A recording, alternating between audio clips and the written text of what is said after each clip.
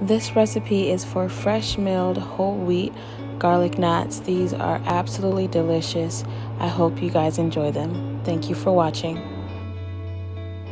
I start by adding 313 grams of room temperature water to my mixer bowl, 38 grams of olive oil, 45 grams of sugar or honey,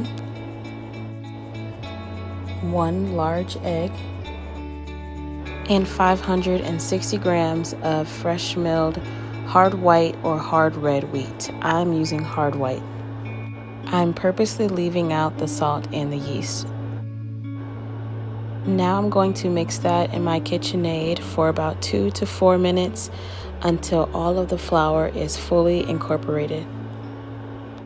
Anytime I'm working with dough in the KitchenAid, I only knead or mix on speed 2. In the KitchenAid manual, it does specify not to go beyond speed 2 with the dough hook. Also, you'll see that I do use a KitchenAid mixer quite often for smaller batches. I have a KitchenAid commercial mixer, so it can handle fresh milled flour so long as it's not a large batch.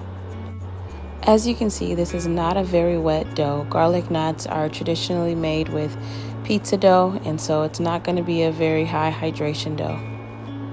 Once the flour was fully incorporated, I stopped my mixer and covered it with a damp cloth for about 20 minutes, and then I added my salt and my yeast, and now I'm going to go ahead and actually knead the dough, and this step took about 8 to 10 minutes to knead the dough. I don't check for window pane. I don't do a window pane test when making garlic knots. I don't find that it's important. It's not a loaf of bread. It doesn't have to rise super high. After the dough is done kneading for about 8 to 10 minutes, I remove the dough hook and I take the dough out of the bowl. I like to shape my dough into a nice ball, and then I spray my mixer bowl with just a light coat of oil, and I put the dough back into the ball for it to rise. I let the dough rise for about 45 minutes to an hour, even up to an hour and a half. And really, it's not important that this dough doubles in size. Mine usually does not double in size. It's usually about, instead of it being 2 times the size, maybe about 1.5 times its original size. Now I'm weighing my dough so that I can divide it into 15 even portions.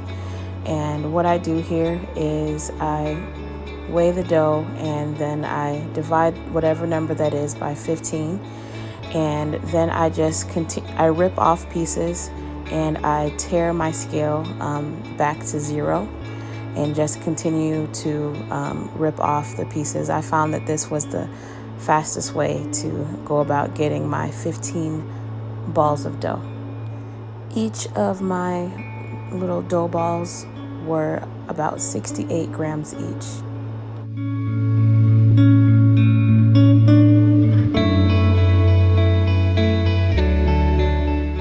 Now that I have my 15 portions, I'm going to go ahead and shape my dough. To shape the garlic knots, I first start by flattening out the ball of dough, and then I roll it into an oval, and I take that and roll it into a long log, and then I take the log and I tie it into a knot, and then those loose ends that are going to be left, I just take those and tuck it behind the garlic knot. Again, start by flattening the dough ball and rolling it into an oval and then into a log, and then you take your log and you tie it into a knot and take the ends of the knot and tuck it behind the garlic knot. Flatten into an oval, roll into a log, tie into a knot, and tuck the ends behind itself. When you roll it into a log, you want it to be about 9 to 10 inches. Of course, you can just eyeball it, but we want it to be long enough to actually be able to tie it into a knot. When it's too short, it makes it very difficult to get that knot formation.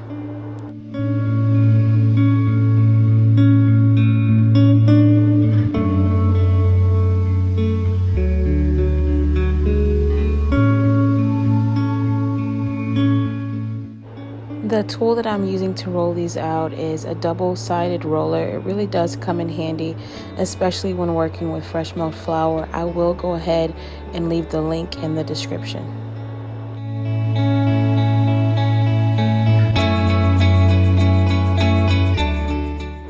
I'm going to be baking mine on this parchment lined pan, but the parchment paper is completely optional. They still come out wonderful even without the parchment paper.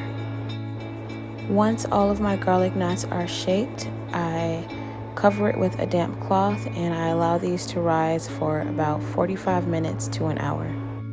Now that my garlic knots are done rising, I'm going to go ahead and spread the garlic butter mixture over them.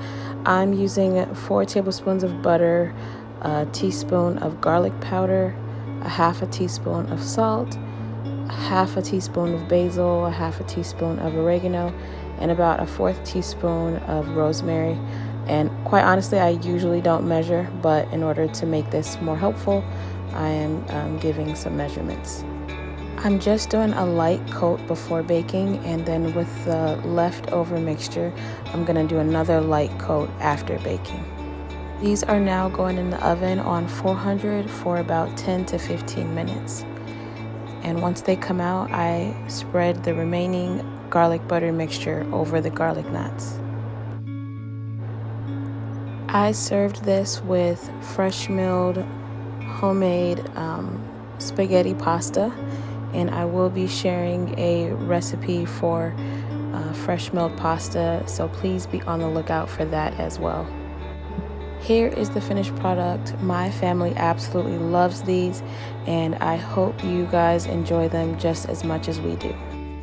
Here's a picture of the garlic knots with the fresh milled spaghetti pasta that I made for dinner that night as well, and a short clip just showing how super soft and fluffy these garlic knots are. If you have any questions, please put them in the comments down below. Thank you so much for watching.